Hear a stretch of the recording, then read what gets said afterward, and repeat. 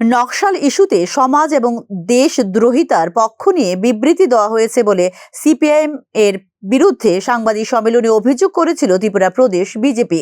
প্রতিক্রিয়ায় নব্য বিজেপিরা ইতিহাস জানেন না বলে মন্তব্য করলেন বিরোধী দলনেতা জিতেন্দ্র চৌধুরী। সংবিধান না মানলে অভিযান প্রয়োজন, কিন্তু সংবিধান অমান্যকারীরা স্বাভাবিক জীবনে ফিরে আসতে চাইলে প্রয়োজন আলোচনা, যা করা হচ্ছে নাগাল্যান্ডে, মণিপুরে কিংবা ত্রিপুরায়। এক্ষেত্রে ছত্তিশগড়ের মতো অভিযান কেন সংঘটিত করা হয়নি তা নিয়ে প্রশ্ন তোলেন বিরোধী দলনেতা জিতেন্দ্র চৌধুরী। আমি ত্রিপুরাজ্যের জনগণের জ্ঞাতার্থে তাদের উদ্দেশ্যই তো হলো ত্রিপুরাজ্যের জনগণকে বিভ্রান্ত করা। আমাদের জাতীয় স্তর থেকে, দিল্লি থেকে এই বিবৃতি দেওয়া হয়েছে। ভারতীয় জনতা পার্টির জাতীয় স্তর থেকে এই বিবৃতির কোনো কাউন্টার করা হয়নি, ভারত সরকারের তরফ থেকে বা ছত্তিশগড় সরকার তরফ থেকেও। খুব সংক্ষেপে যে আমি বলছি, ঘটনাটা কি, ছত্তিশগড়ে বিগত কয়েক দশক ধরে এই নকশালপন্থীদের উপদ্রব, জনজীবন অতিষ্ঠ,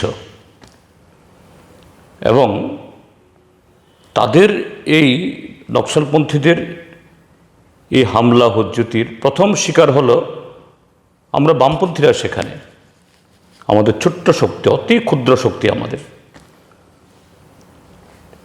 কিন্তু অন্য শক্তিগুলো সেরকমভাবে তাদের তরফ থেকে কোনো ধরনের বাধা তারা পায়নি। নকশাল ইস্যুতে জারি করা সিপিআইএম এর বিবৃতিতে যেখানে আপত্তি জানায়নি ভারতীয় জনতা পার্টির সর্বভারতীয় নেতৃত্ব কিংবা কেন্দ্রীয় সরকার, সেখানে রাজ্যের কয়েকজন বিজেপি নেতৃত্ব সিপিআইএম এর বিরুদ্ধে কুৎসা প্রচার করছে বলে অভিযোগ করেন বিরোধী দলনেতা জিতেন্দ্র চৌধুরী।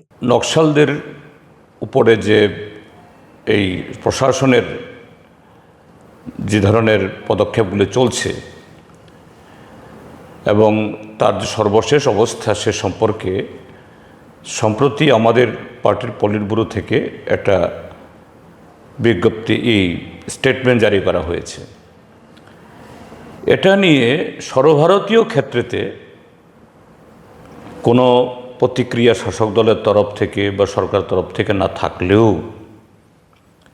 দেখা যাচ্ছে ত্রিপুরাজ্যের শাসক জোটের কয়েকজন নেতা নানা ধরনের যে ভুল তথ্য, কুৎসা এবং উদ্দেশ্য প্রণোদিতভাবে নানা ধরনের মন্তব্য তারা করছেন। গত সপ্তাহে কেন্দ্রীয় এবং রাজ্য নিরাপত্তা বাহিনীর যৌথ অভিযানে ছত্তিশগড়ে মৃত্যু হয় ২৬ জন মাওবাদীর। একে ৩ দশকের মধ্যে বিদ্রোহের বিরুদ্ধে সবচেয়ে নির্ণায়ক অভিযান বলে অভিহিত করেছে কেন্দ্রীয় সরকার। মাওবাদীদের সঙ্গে আলোচনার আর কোনো পথ খোলা নেই বলে ৩১ মার্চ ২০২৬ সালের মধ্যে ছত্তিশগড় থেকে মাওবাদ নির্মূল করার কথা ঘোষণা করেছে কেন্দ্রীয় সরকার। ব্যুরো রিপোর্ট, নিউজ নাও।